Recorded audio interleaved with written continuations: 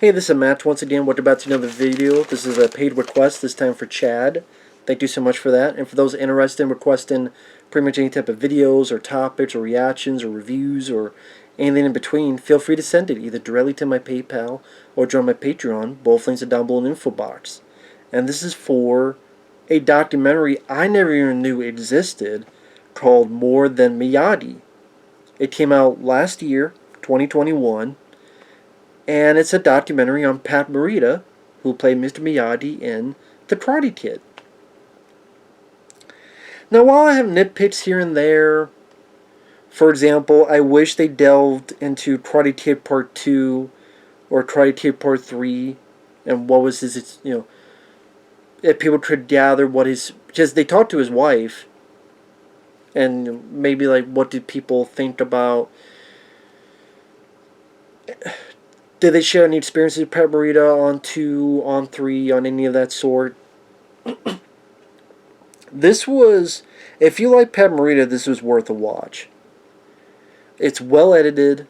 There's a lot of different clips I had never seen before, whether it be the variety of TV roles he did, because he was on Sanford and Son, he was on MASH, he was on even a bit on The Love Boat.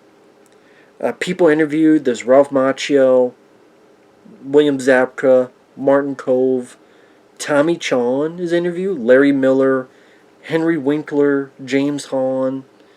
They did a good chunk of narration from Pat Morita himself, I guess from an older interview he had done.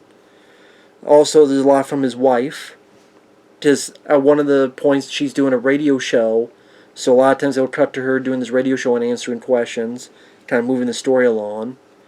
And a good variety of different clips from movies.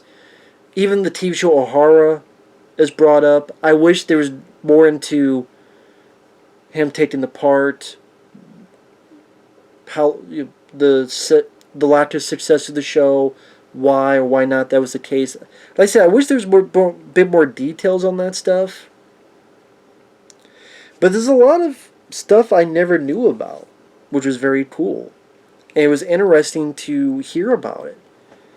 And before I get into the details of that, because I realize when I talk about documentaries like this, if I tell you the info, then if you ever do see it, I already spoiled the info. So I would say if you like Pat Morita at all, it's very sad at the end because you realize, he had a drinking problem. That's what led to his death. You get to know a lot of his life, how he grew up, which a lot of this I didn't was new to me. Granted, maybe because I like Pat Morita. I loved him as Mr. Miyagi in The Karate Kid. Karate Kid Part 2 is actually my favorite. And on a side note, I found out that if you get the 4K of Karate Kid Part 2, sadly now on the Blu-ray, which sucks, but if you have a 4K and you get the Karate Kid Part 2, there is a commentary with Ralph Macchio, and as well as the lady that played the love interest. So yeah, the 4K of Karate Kid Part 2, there's a new audio commentary. But only on 4K, not on the Blu-ray. Even in the pack, there's a Blu-ray pack, not on that. Well, if I ever get a 4K player, I'll pick it up, because Karate Kid Part 2 is actually my favorite of all the Karate Kid films. But anyway, it was cool to have all these interviews with these people in it. And like I said, it's well edited, a variety of clips from his stand-up, and the type of stand-up that he would do, some of his performances in stand-up, even with Ed Sullivan. And yeah, before I say too much, if you're at all a fan of Pat Morita, I recommend seeing the documentary.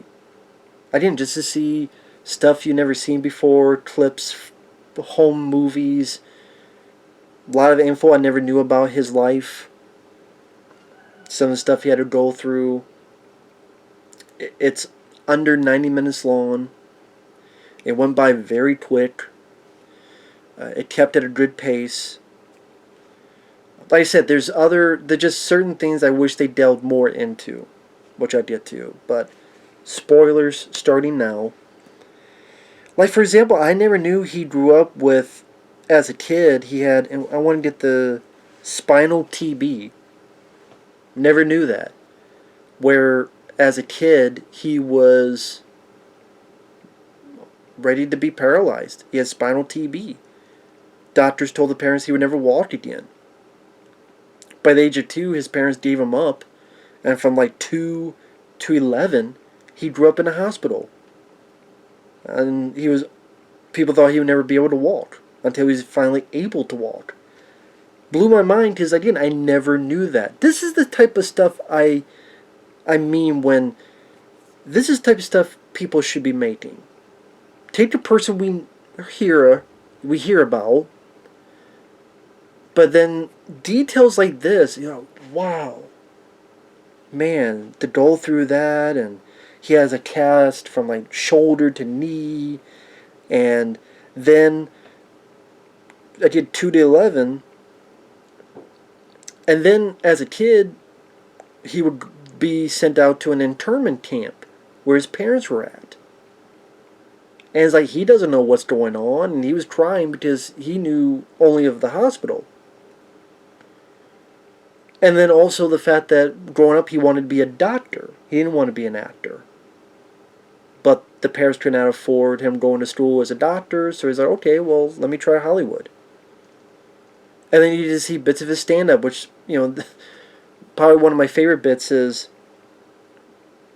people, one or two people were talking about there's a time he was doing stand-up, and he realized that the people in the crowd were Pearl Harbor survivors.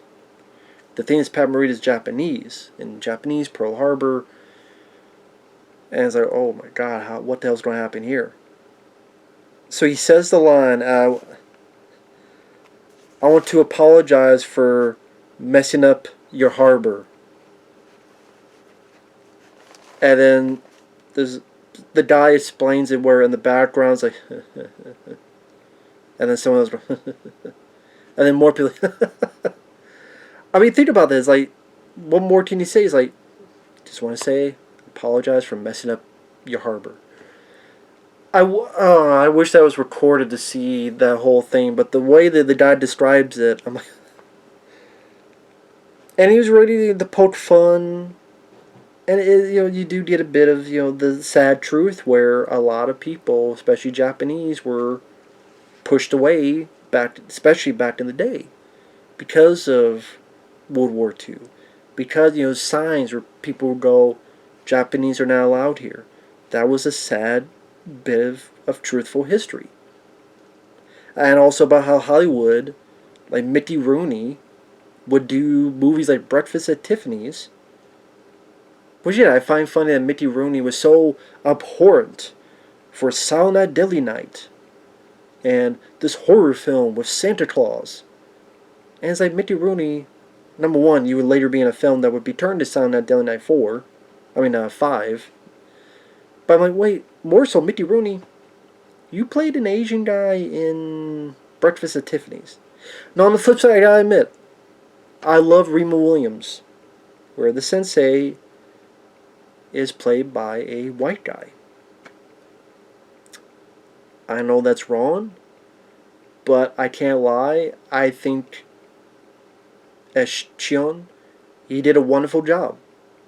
He did a wonderful job. He gave a wonderful performance. I really liked that performance. And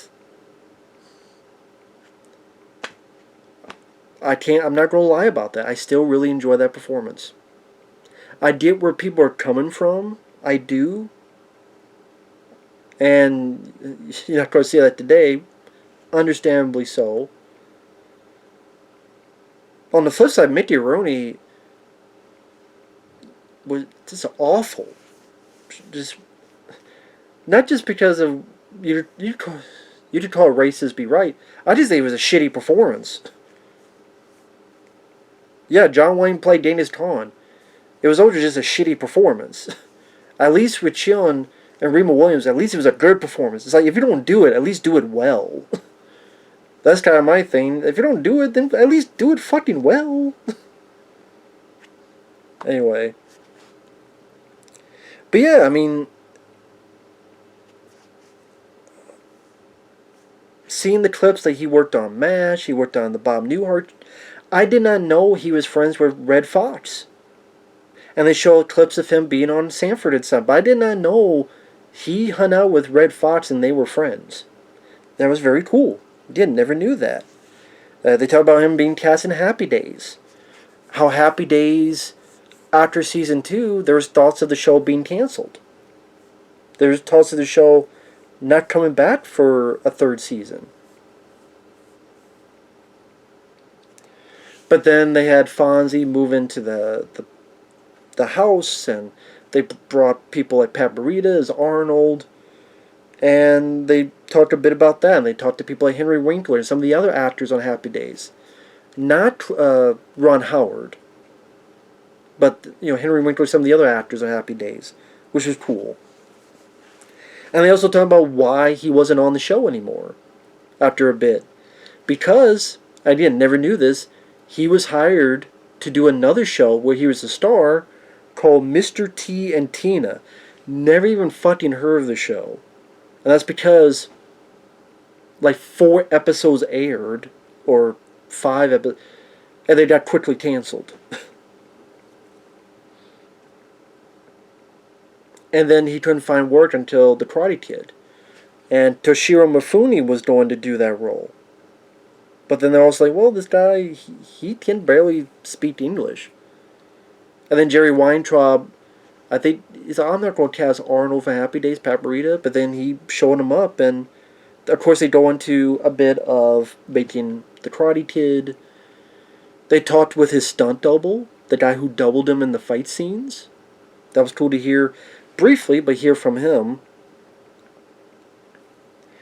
But again, I do feel like there's stuff missing, and I think it could have been like 10 minutes longer. Usually I'm like, it should be shorter. Here, it should be 10, 15 minutes longer.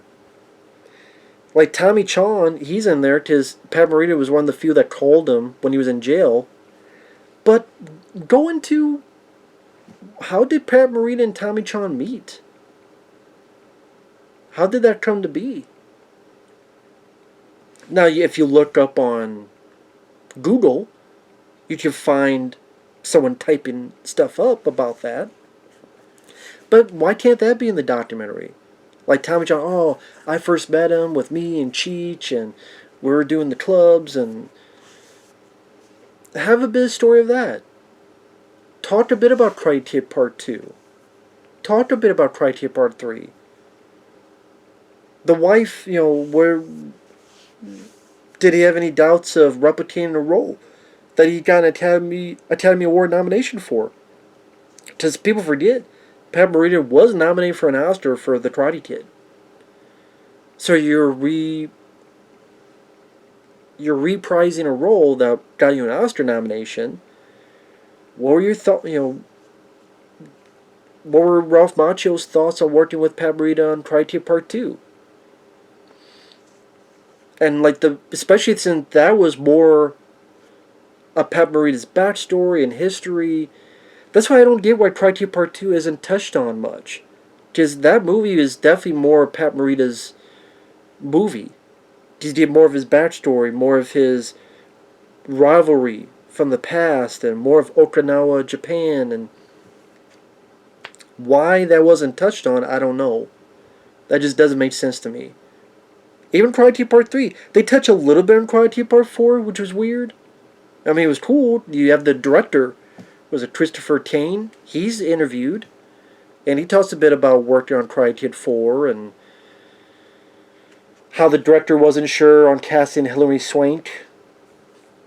And I think it was the producer said, I'll flip you for it. And then the director won, and then the producer said, 2 out of 3. So ultimately they did cast Hilary Swank. But why can't you have that about Karate Kid 2 and 3? Because you have Ralph Macchio. Have him talk about that. Especially if he's willing to do a commentary on the Karate Kid 2 4K HD Blu-ray. But also, like O'Hara, they bring up that TV show. I wish they would have gone a bit further as to how that came about and what their opinion on why it didn't last long. Like I said, a little bit more detail on some of this stuff. It's nitpicks, but just, again, my own thoughts. And then another cool thing was, I didn't even know Pat Morita worked with Kirk Douglas in some TV movie where Pat Morita got nominated for, was it a Golden Globe?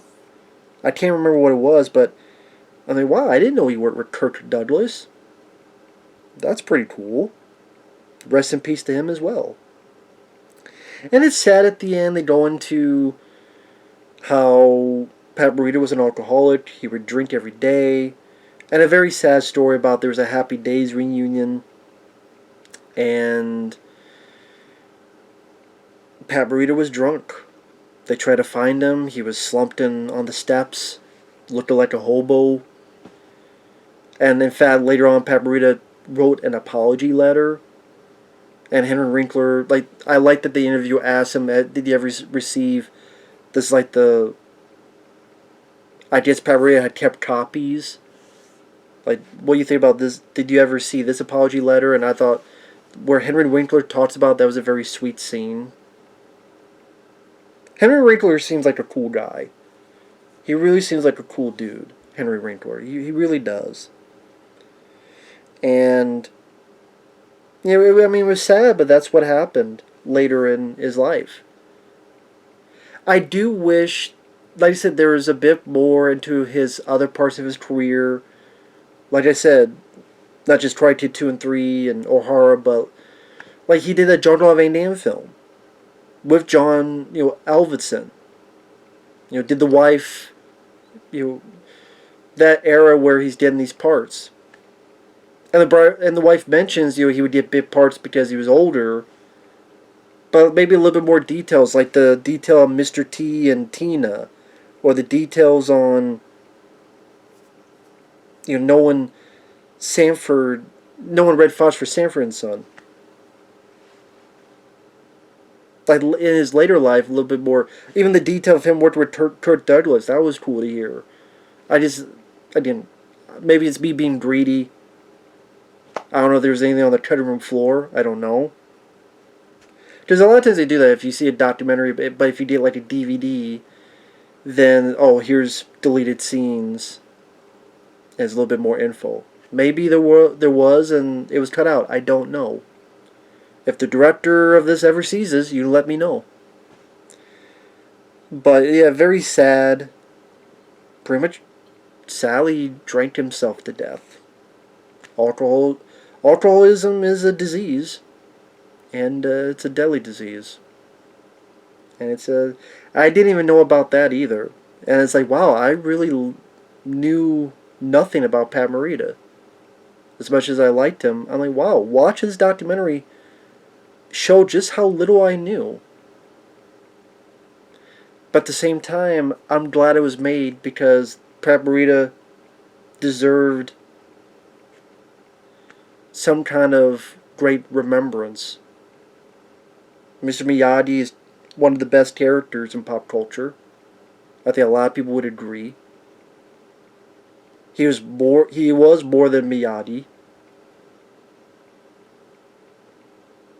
I remember as a kid thinking, oh, that's the way Pat Morita talked. And then I would see him in another film, but what the hell? Oh, whoa, wait a minute. No, he doesn't talk like that at all. That's called being an actor. And it was cool, the people they got. John G. Alvinson, Sally passed away, so you couldn't have him talk about it.